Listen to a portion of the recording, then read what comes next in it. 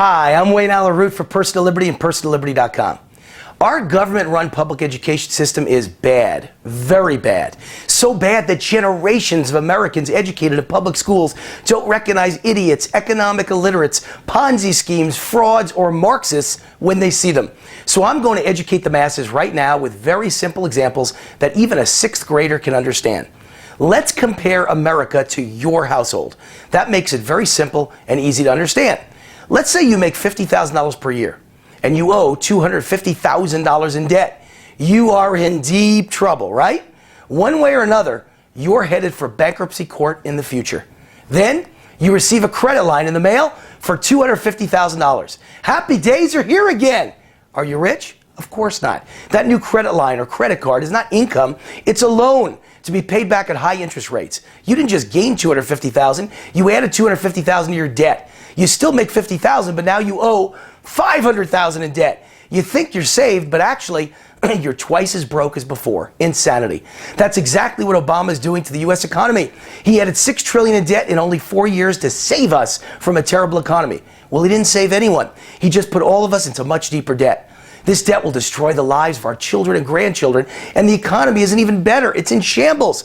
But if the interest rates go up in the future, the entire U.S. economy will be destroyed by the debt. The whole budget will be eaten up by the debt.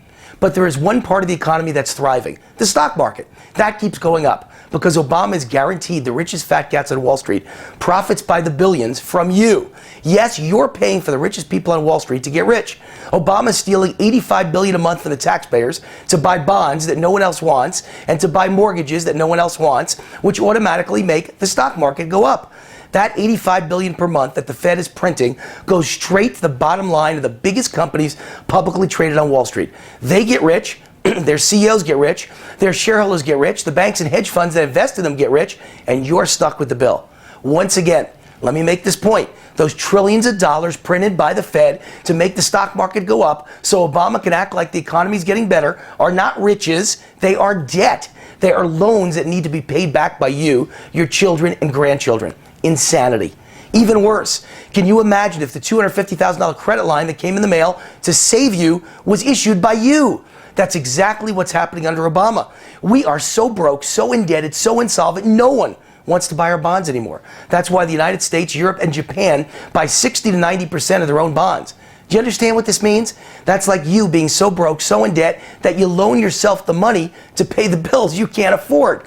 Can you imagine if you owed a bank and gave yourself a $250,000 loan that no one else would ever even think of giving you because you're unqualified to handle more debt? You'd be destroying your own future plus your own bank.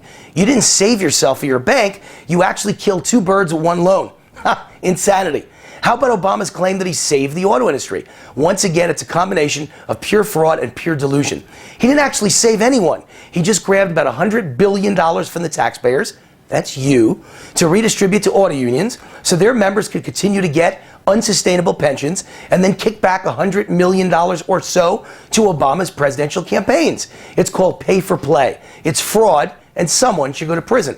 And of course, we now know that the loss to taxpayers is at least $25 billion and maybe more. That's been locked in. So who did Obama really save? I could save any industry in the country by stealing $25 billion from taxpayers and handing it to that industry. But the reality is, you're out $25 billion, folks. That's more debt for your kids. They'll be paying interest on this debt decades from now, and they didn't even get a lousy car out of the deal. Insanity. What if your creditors agreed to a deal to restructure your debt, and they offered you the following deal? You owe us $250,000. You can't pay it back, so we'll raise it to $500,000, and we'll agree things look better. Well, that's the fiscal cliff deal we just signed, folks. To solve the debt crisis, we added $4 trillion in spending in debt, and the president and Congress declared a victory. Insanity. What if things got so bad that you finally agreed to cut spending to save your personal economy? So you cut $10 a week to try to repay your $250,000 debt. Well, that's the sequester, folks. We just cut a measly $80 billion at a $3.5 trillion budget and a debt of $16 trillion. We solved nothing. Insanity. What if you were out of work for 2 years and you got so discouraged you decided to stop looking for a job and spend the rest of your life living off food stamps and disability? But because you're not looking for a job anymore, you no longer consider yourself unemployed. Crazy, right? Well, that's exactly how Obama can claim unemployment rate is improving. Insanity. Finally, here's the most bizarre example of all. You are broke. You are out of money. You can't pay your bills. You still owe that $250,000. Collection agencies are calling day and night, but you love the Muslim Brotherhood of Egypt so much, you still write them a check for $25,000. That's what Obama just did with your taxpayer money. Insanity. I hope it's all clear now. The U.S. economy is now best described as a combination of debt, fraud, and delusion. And the CEO that runs it, President Barack Obama, is absolutely, positively, stark, raving mad. I'm Wayne Allen Root for Personal Liberty and PersonalLiberty.com. See you next week. Same time, same place, right back here. God bless America.